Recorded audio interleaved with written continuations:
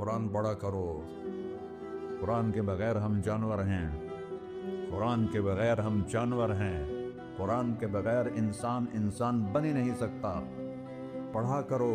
چند چیزیں ہیں جو علماء سے متعلق ہیں، باقی تو سب اللہ کی توحید ہے، میرے نبی کی تعریف ہے. کبھی جنت دکھاتا ہے، کبھی جہنم دکھاتا ہے، کبھی عبادت دکھاتا ہے، کبھی اخلاق دکھاتا ہے، کبھی محبت دکھاتا ہے، کبھی جہاد دکھاتا ہے، کبھی صحابت دکھاتا ہے.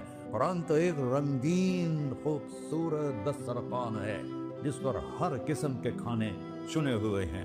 اللہ نے 2 دسترخوان اتارے ہیں زمین پر. ایک روٹی پانی کا دسترخوان ہے جس سے پیٹ بھرتا ہے، ایک قرآن کا دسترخوان ہے جس سے روح بھرتی ہے، جس سے دل بھرتا ہے، جس سے اندر بھرتا ہے.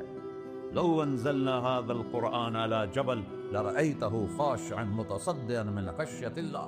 اگر تیرا رب اس قرآن کو پہاڑ پہ اتارتا تو پہاڑ ریزہ ریزہ ہو جاتے اس کی